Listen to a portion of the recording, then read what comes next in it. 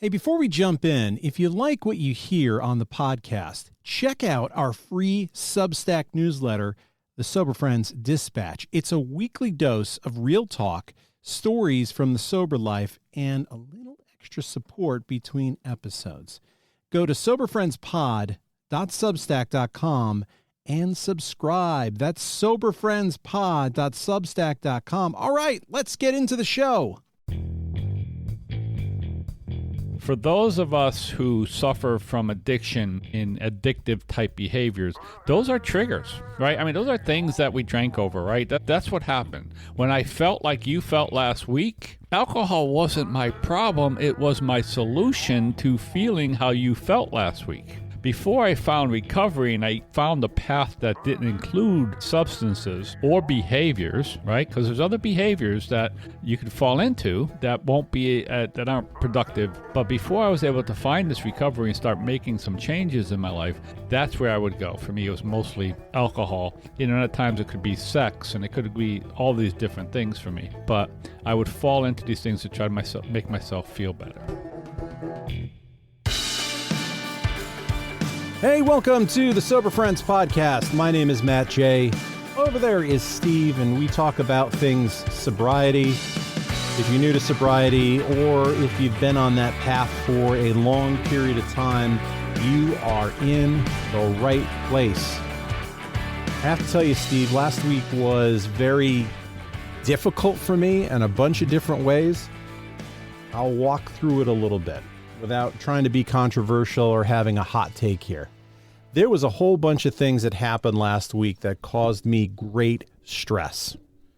I was deeply distressed and actually surprised how deeply distressed and upset I was at Charlie Kirk's murder.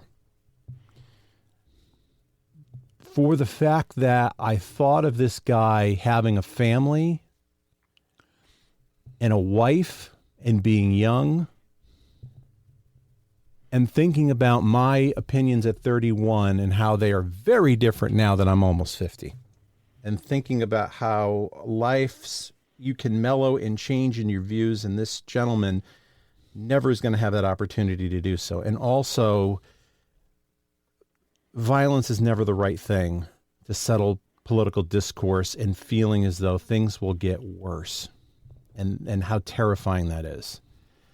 9/11, as we get closer to it, also causes me great anxiety. I realized looking down, I looked at the calendar and I saw it was the 10th. And I realized, oh my God, it's 9/11. And 9/11 for me it doesn't feel like it was 24 years ago. In my mind, it is as fresh as the day it happened. And the way my neurodivergent mind works, there are certain things that don't have feathering around the outlines. This is one of those things that it might as well have happened yesterday.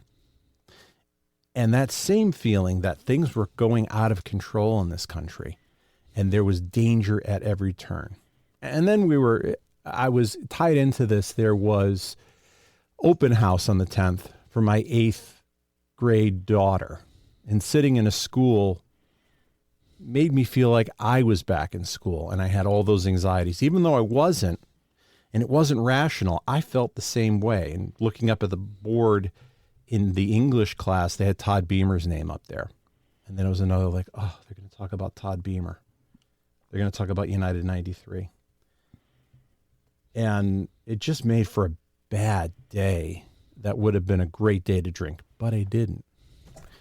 And I'm sure there are other people out there who either felt that way last week or have had these feelings at some time. And these are the things that AA and recovery and steps and whatever you do are there to get you through. And curious your thoughts on the topic. Good to be with you this Sunday morning, Matt. Yeah, it was a hectic week, right? I mean, some all that stuff going on, and we live in a world where the news cycle is so fast. Like I said, it's almost like, and again, it might be a little different for you because you got young kids and you sort of in some of these situations. But it's almost like with everything going on with the shooting, that 9/11 was somewhat of an afterthought. Yeah. And I don't forget about it at all. I think about it, but the date could sneak up on me, right? I don't do it. And I It did to don't me. Yeah, I don't have that anxiety that you have, but I do have anxiety, right? And again, I don't want to make this political or controversial myself, but my wife and I have 4 children between us. And of those 4, 2 and their wives work in school settings. Mm-hmm. And we've sat down with a lot of the stuff going on, and we sort of were amazed, like, isn't it amazing that the kids we're most worried about are the ones who are in school settings now? With all There this was stuff. a school shooting last week too, That's what I'm which saying. gets And overlooked. that's my point, right? So that's my point. So my point is about this anxiety that you're talking about, because for those of us who suffer from addiction in addictive type behaviors, those are triggers, right? I mean, those are things that we drank over, right? That's what happened. When I felt like you felt last week, my solution, and again, we talk about this all the time, alcohol wasn't my problem, it was my solution to feeling how you felt last week, right? Mm-hmm. So before I found recovery and I found the path that didn't include substances or behaviors, right? Because there's other behaviors that you could fall into that won't be that aren't productive also. But before I was able to find this recovery and start making some changes in my life, that's where I would go. For me, it was mostly alcohol. You know, at times it could be sex, and it could be all these different things for me. But I would fall into these things to try to make myself feel better. And when you brought this up and started talking about this, I was thinking about this young guy, I don't know, he's in his 30s for sure, who's been going to my meetings, my Friday night meeting mostly.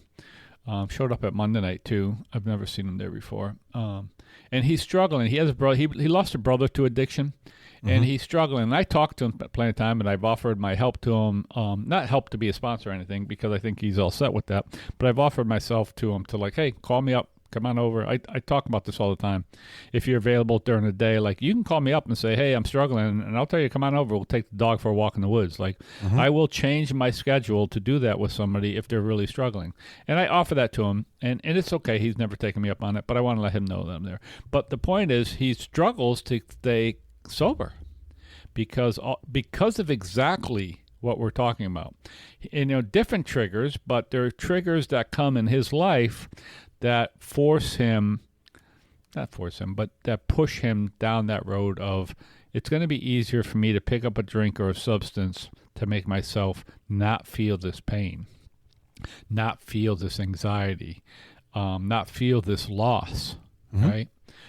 Just before we came on here, I walked in to talk to my wife. She was just waking up, and told her I just lost one of my cousin's wife. One of my cousin's wife just died, and she just was diagnosed with pancreatic cancer and stuff like that. And she went quickly. Whatever. I'm not. But and you know, it's those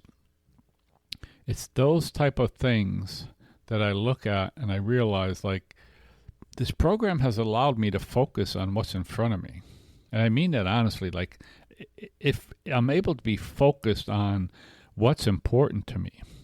And so when I get anxious, when I get upset, when I feel overwhelmed, right? We talk about that. You talk about it, and I talk. When I feel overwhelmed, those are signals to me that I need to pay attention to what's going on, right? Because those are dangerous places for me. And they're very dangerous. They're not dangerous today because I have a program that I work. But for those people who are new, for those people who are struggling, for those people who don't even know that this path of recovery is available to them, they can be deadly. They can be deadly. Yep. And we know many people out there who go out and they drink and they never come back, right? They never come back. And especially if your addiction is something other than alcohol, with some of the stuff out there, one bad dose and you could be dead.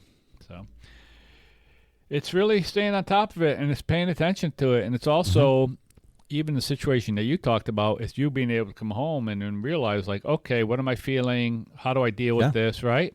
How do I deal with this? Why am I feeling this? Is there something else going on? Like, is there something else that I'm not paying attention to? Like, that's the beauty of this program for me, is I could do that type of work. Sometimes I could do it, spot check it, and figure it out right away. And other times I need help to figure it out by talking to somebody else, by doing this podcast sometime, right? I'm able to work through some stuff. So for me, it's also health. I have been really struggling with my sleep, where I talked about this last week. I had these restless legs attacks that have really interrupted my sleep. So I'm in a hell of a sleep deficit. My therapist recommended, because I've been taking magnesium at night, and she suggested do some stretching, which I already do this stretching. And she's like, take magnesium, and if you need to up it, take more magnesium. She goes, the only issue that you're going to have is you might see some loose stools. And I'm like, I would welcome that at this point. So she's like, all right, take as much magnesium as you can handle, and then when you have loose stools, back it up. So I upped the magnesium, and the last 2 nights, I didn't have these attacks. Now, unfortunately, I have a son, and he likes to come in late because he's awake. So I saw him roaming around, and I was having trouble sleeping last night. So I turned the light off, and I closed the door. And I put my ear pods on, and I put some relaxing music, thinking this will help me get to sleep. And I close my eyes. You all can't see this, but Steve will see this. Maybe. And he's I'm listening to my music, and I open my eyes. Dad. It scared the hell out of me. His face right in my face. It's like, it's 11:30. What do you want? I need you to fill a permission slip out. Like, you couldn't do this earlier. You've got to do this now with the lights out, with my CPAP mask on. And then you're wondering why I jumped out of the bed. Because you've put your face in my face when I'm trying to get to sleep. And then 5 minutes later, he does it again. He doesn't learn. So I was back to not having a great night's sleep, but it's been better because I didn't wake up. But things like sleep, I have not been sleeping well. I haven't felt great, and that amplifies everything. Oh, absolutely. And it also brings me to a place where I'm not making the same decisions I would normally. Yeah. Listen, health, all of our health issues, and again, the beauty of this program is that we can deal with it. Listen, when I was drinking, I've talked about it all the time. I cared about my health. I've always cared about my health. I just couldn't do anything about it, right? I mean, that's the truth. I couldn't do anything about it. I was when I was drinking, I mean, some people, and again, whatever, I blew up to like 230 pounds, and I'm not a big, tall guy. Like, I was just like unable to do a thing about my health. Mm-hmm. And I've talked about it before, is that, I had all these signals around my health issues, all these signals like a lot of us do start having as we slide down our alcoholic path, that were, that were red flags and all that kind of stuff, that until I got sober, I couldn't do it. And now that I'm sober, I can do something about it, right? And again, the big book tells us, as a lot, we're undisciplined. Alcoholics are undisciplined. And I fall into that. I really struggle with the consistency. But one of the things that I did a few years ago is I started working on my sleep, because I do think it's one of the most important things we can do for absolutely, for our health, right? And I was always one of these guys who I didn't sleep well. I came in, right? My mind would never turn off. And then I got my mind turned off, but I still didn't sleep well. And I would literally go to bed at like 11, 11:30 and wake up at 4, 4:30, 5 o'clock. And I always felt like, oh man, if I can get 6 hours worth of sleep, I'm like golden. Like that was my goal, to get 6. I functioned really well on 5. Even 4 I could get away with. And I just set up this program. I was sort of saying, I'm going to change that. And I changed everything, right? I changed everything around. And I do. I have this process now where I do. And now I sleep regularly 7 or 8 hours a night. Not saying I don't get up. I do wake up on occasion. And I do have nights where I have fitful dreams and stuff like that. But for the most part, I do. And it's one of the most critical, beneficial things I've done for my health is to figure that out. And the other thing, we always talk about our buddy Edson here. My buddy Edson always would say, go home and take a nap. You're cranky, you're tired, go home and take a nap. And I always used to say, I can't nap. I can't nap. And now on days where I'm really tired, like I figured out, I can nap. I can take a nap. So those type of things, self-care things, can now be addressed that I've taken care of the biggest issue in my life, which was the alcohol issue. And because everything, like I said, it's a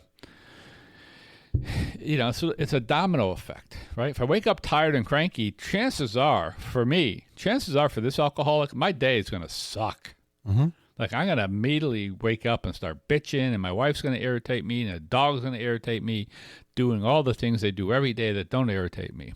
So today, again, I'm aware of that. Some days, not every day, I can address those things and make changes, whether it's a simple serenity prayer, right? It's like sit down, take that moment, say the serenity prayer, just go in a quiet room like you've talked about, just lay down, close my eyes, listen to a podcast, whatever it might be. And those are tools I didn't have until I got to this program. I want to bring in forgiveness of self. And because you mentioned here, I picked up just the thread of something you said about not being perfect. That's what I heard from you, at least in part here. And I'm not good with that, of not being perfect. For example, again, haven't felt good, had a cold or something, allergies. The drippage has gone into my chest and I'm coughing nonstop. I've been hitting the cough button over and over and over again here. So, and then there's the sleep issue that I've had, significant sleep issue. And when I'm that tired, I miss obvious things. Like I missed a meeting that was on my calendar on Friday, and I got focused on I need to do some training. And so my boss was text messaging me, sending me messages on Teams, telling me how disappointed she is in me. I missed him. I didn't see him. I got focused on something else and I blocked everything else out. It's something I never would do. And for the rest of the day, it was like my day was ruined. Yeah. Like, how could I make such a big mistake? And am I going to get in trouble now? And I think there's something of, I'm not good all the time, of being forgiving to myself that I was having a bad day. I didn't feel good. I had an urgent care appointment already set up to just make sure I didn't have bronchitis, and I was tired and I didn't feel good. And when that happens, I can't see things that are obvious. Right. And I'm not always good at that. And it's a reminder here of, again, this is kind of 6 and 7. 6 and 7 is what I had teed up here for me, of being willing to let go of fear, resentment, or anxiety I can't control. And then the other step, which is even harder, asking for help and then actually releasing it. Because if I let go of this anxiety, then I let go of an excuse. I let go of an excuse to beat myself up, to have something hanging over my own head to tell me how awful I am. That's hard. If you don't have a drinking problem, that might sound hard. But if you do, there is a lot of that self-flagellation, at least for this alcoholic. Oh, yeah. We talk about our health. We both talk about our struggles with our weight. just before I got onto this podcast, I was looking at, right, 'cause I'm back in this thing where I'm trying to do that again. Again, it's one of these things, right? I'm trying to do it. And I do give myself a lot of leeway of not to be perfect today. But I'm trying to do this health thing. And I was looking at my weight over the past year. I do an app. I use an app that, tracks my weight and tracks all the kinds of metrics and all that kind of stuff. So, and I'm looking at it, and my weight's down pretty good. I feel pretty good right now. Great. Right, and it feels good. It feels good to feel good. But I struggle with am I doing enough? Right? Should I be doing more? And this I feel the same way. And this is what happens to me, right? And I always say, this is my alcoholic tendencies. I start out really good, like, I'm going to go easy. Like, I'm not a young guy, so I don't need to start thinking that I'm working out like a 30 or 40-year-old, right? I'm almost a 7-year-old, so I need to sort of really pay attention to that, which I have trouble doing in my brain. And I started like a month ago doing some stretching in the morning. I do an 8-minute stretching routine, right? And it's beautiful. So awesome. Mm-hmm. It's beautiful stretching. But that's never enough for me. So then I add an 8-minute core to it, right? Mm-hmm. And then after that, I follow up with another different stretching. Now, all those together, they really do.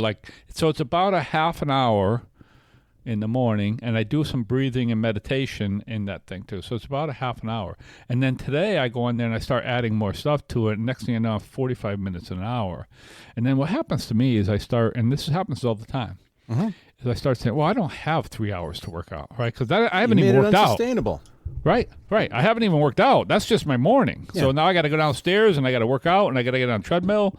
And then pretty soon it's like, well, I don't have 4 hours during the day to do it. So that's the kind of stuff that I struggle with all the time. And part of that is maybe it's just human nature for some people, but certainly for this alcoholic, I see that tie, right? I see that tie of my alcoholism. And I see that tie being when I drank, one of the problems was like there was never enough alcohol. Like I was never drunk enough until I was passed out drunk or I was out of alcohol with no option to get more.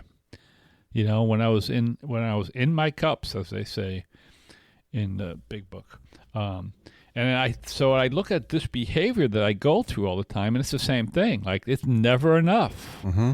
No matter what I'm doing, it's never enough. It's not good enough, right? So I do struggle with that, and I also try to give myself some leeway, but it's a struggle. Like there's, and it becomes this. There's stress involved with that, right? Like that eats up time in my head, and I'm like, oh, am I doing enough? Did I do too much? Like, so.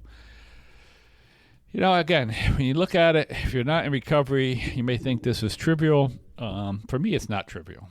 For me, it's like it's stuff I need to pay attention to, and I need to work on it. And I do. And again, I have a program, and and this is the whole thing. I share this little trivial stuff when I go to meetings because I need to let people know who are in my groups that here's what I'm struggling with. Because people will come up to me afterwards and say, hey, this and that, and they'll give me some advice and they'll talk to me about stuff. So, but it's an ongoing issue for me. It's like just like you're talking about your whole thing with being back in school. And I was thinking about you as you described yourself sitting in a classroom looking at a board, and I have some horrific feelings about school and college and stuff like that like, oh, I wonder if that would trigger me. I mean, I haven't done, my kids are older, so I haven't sat in a school classroom like that in a long time. Mm-hmm. But when you said it, I'm like, oh, that could trigger some bad stuff with me too. Like I could see me coming home from there and start having some of my dreams that, I'm wandering the hallways, literally, which I had for years. I'm wandering the hallways of UConn looking for a grade because I think I'm going to fail and not graduate, right? And I had this reoccurring dream all the time. And part of that was based on true. I remember I actually was going down the hallway because the professor was posting grades, and I knew I had flunked this course. Like I knew I flunked it, and if I flunked it, I wasn't graduating. And I didn't flunk it, I got a C, but today I realized that season at UConn, and like they're just pushing you through, like that. They don't flunk. Like you've paid to go there, so the only way you fail is if you really don't show up, or you don't know anything. But typically they push you through, and I realized that today. It's like, yeah, and that was just like, no, we're not gonna. You've done all the work. You showed up every day. Here's your C. Gone. But it was a nightmare for me for a long time, and. Today I don't have those nightmares. I haven't had that dream. I'll probably have one now that I've talked about it. Mm-hmm. And the next week or so I'll probably have something like that. But it's those type of stresses, again, that, I drank for so long based on those type of things. So much that you just said here that popped up in my mind. One of them is I don't like, so I'm going to go over a litany of these things. I don't like advice. I like empathy. I don't like solutions. I like empathy. For instance, being in the school, my daughter has special services. She has pretty severe dyslexia, and yet she's thriving. And I told my wife all this stuff of where I'm really anxious walking out and where I was shutting down. And she wanted to go talk to all of these teachers, and we went in and talked to one of the special ed teachers, and they were having a wonderful little conversation, but I was in shutdown. When you're on an autistic spectrum, it can be very difficult socially sometimes. And this was because I had so much going on. I could have probably interjected into this conversation, but I didn't feel the on-ramp and I didn't know how. So I'm just standing there. I couldn't in the moment. There was nothing to say. And I walked out and I told my wife the anxiety I had, and I'm like being at school, and Lisa struggles, and she immediately said, "Well, you don't have to worry because Lisa's doing so much better." And that was not my issue. I wanted her to hear, "Wow, that was hard for you," and it pissed me off. Yeah. And I really try with people, like if I'm in a meeting and I hear something, instead of giving them advice, pulling them aside of, "Wow, what you shared was really powerful. It must have been hard." Mm-hmm. And doing that can then get somebody to open up a little bit more. And then you get to the root of it. And I think we're talking about college. I don't know if you had SATs. No. Yeah, I took something similar. Yeah. All right. So my son has taken his second or third SATs, and he is worried about not getting into the right school because of his score. Mm-hmm. He got a 1255. He went up 100 points from the last time, like 750s or so on the verbal, in the high 500s in the math. So he's got some room in the math. I don't know. I'm not going to be able to get in. I'm like, "Do you have any idea how good a 1255 is?" He's like, "Well, my friends have like 1400s. I'm like, "Yes, because the friend group that you're with is incredibly intelligent." One of his best friends is going to be the valedictorian. Although they're very smart, they're not the stereotypical nerds. Although they're very smart, they're athletic and stuff, and yet they're getting 1,500 SATs. He's got a weighted 3.9 grade point average. His grade point average really is about a 3.7, and the reason for that is he's taking mostly AP classes. So he's also accumulating college credit as he goes along. This is astonishing. And so he's like, but I'm also stressed about taking the SAT again. And I'm like, I put into ChatGPT 3 schools that he's looking at. Springfield College. It says with his grades in SAT, pretty much slam dunk. Yeah, absolutely. Sacred Heart University, slam dunk. UConn is borderline. Mm-hmm. But if he were to boost up maybe his math 25, 50 points, he's probably over the edge there. I'm like, your problem that you have, I need you to think this through. I had like a 980.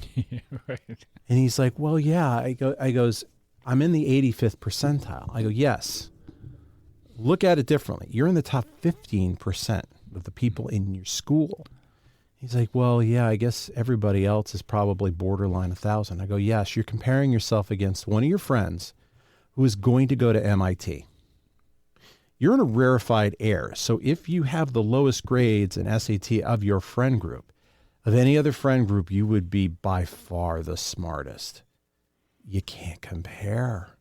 Think about that. Are you comparing or not? And we have this long conversation. I got him to a good place. I'm like, you have no risk. Take the SAT again. Yeah. What does it matter? Don't take it as seriously. Focus on where you need to, but don't get yourself all worked up.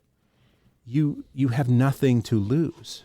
If you go up, great. If you don't, it doesn't matter. And when I see other people going through this, it does help me because it is a reminder that I have my own problems that are irrational, and it helps me settle myself down. Have a coworker who is relatively new to the team. She's 35. She's about 15 years younger than me. And the way she is picking up the work and the way she engages in facilitation it's so good. And I see how quickly, in less than a year, she has picked things up. And then she'll come to me and saying, that was terrible. I failed. And I'm like, I admire you because I can't pick things up the way you do, in the speed you do. If you give me enough time through the learning curve, once I get there, nobody's going to beat me. Once I get through the learning curve, I am the best. But getting to that point is painful. She just races through this. And it's like, wow, if you're this good now, think about where you're going to be. And yet she doesn't see it that way. And I'm like, this helps me talk to you because that's how I feel about myself. And yet it's so obvious looking at you that this is not real. So I appreciate you helping me think through, where am I being irrational like you are? That's, again, we talk about it all the time, the fellowship, sitting in meetings, hearing other people share. Mm-hmm. And one of the things you said to me is, I too try not to give advice to people unless they ask for it, although I've been known to give unsolicited advice. But usually I'll say, hey, here's some unsolicited advice that you didn't ask for. I will usually phrase it like that. But I also enjoy listening to other people share. And there's a woman who came into my Wednesday noon meeting, first time she had been there since I've been there, and whatever, some people knew her, I didn't know her. And she shared a story about, she became a caretaker for an older woman, and she shared a story about how this woman had just passed, and she talks about it. And it was just such a moving story. And I just went up to her afterwards and like, hey, thanks for sharing that story, right? Like, thank you for sharing that.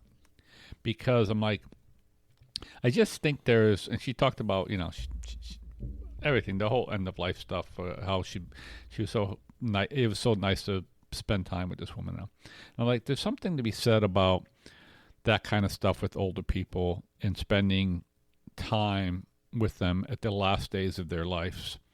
And I love having that opportunity to sit in a meeting and hear those life experiences, because those life experiences give me empathy, right? They feed that side of me. Okay. One of the things I struggle with at times is sometimes I don't feel like I have enough empathy. Like with this past week, like I had, be honest with you, this past week I had none, and I looked at that and I'm like, there's none here for what's going on, and I mean it, none. And that's a little worrisome to me. But the fact that I go to meetings, the fact that I listen to other people, the fact that I could learn from even at this point, I could learn from other people, even at my age, right? And this is the other thing. I allow myself to be teachable so that I could become a better version of me as I continue. That's what I get out of this program. And because I don't drink, because I don't find this escape, I'm able to hear those things, like I said, not compare, but hear them and maybe take something out of that and then apply it to my own life to make my own life better. And it's just such a beautiful opportunity, you know. Yeah. I'll say this: if you're out there struggling, and this all sounds like, you know, wishy-washy, pie in the sky stuff, I get it, right? I mean, you know, I wouldn't be doing this and talking about this a few months sober, maybe even a few years sober. I wouldn't be talking like this. But we both have a few 24 hours. We've got some time that we've been able to work this. We've spent some time staying sober, so that we could get to this point in our lives. And that's the whole point, is that we've gotten to a point that we can make changes in our life to keep improving our lives, for not only for us, but for the people around us. Very good point here. This is a great jumping off point. If you are brand, because I compared myself to the old people, and I didn't understand why I didn't feel like they did. The reason is because I was new and I didn't have all the tools yet. Yeah. So part of it is, if you're new and you're not in this mental place where you can think this enlightened, it's okay. What you can do is ask other people for help and just say, I can't feel that way. Would you mind listening? I'm somebody who would be happy to listen. And my advice a lot of times is, what do you think you should do? Mm-hmm. And I can, after that, if we can't get there, I'll kind of guide them through. But it's a great question of, ask a bunch of questions to clarify. And then when you feel like giving advice, then saying to that new person, well, what do you think you should do? And oftentimes they can get there. Yeah. If you are new and you're not at that place, and this is okay, here's your bit of hope. If you keep putting the work in, you will get to this place. It is likely. You just got to be patient. I do a stretching routine too. So, you know, if you're doing 8 minutes of stretching a day and you do it every day, you're going to be in great shape. So don't overdo it. Same thing here. If you're not at that place, listen to what we have to say and have some faith that you're going to get there. Just not on your time frame. Mm-hmm. All right. Even when the world feels chaotic, sobriety gives us a process without having to destroy ourselves. We practice willingness and humility. We don't have to hold on to every burden, and that's the promise. Steve, thanks for doing this today. Hey, my pleasure, Matt. And we'll see everybody next week. Bye, everybody.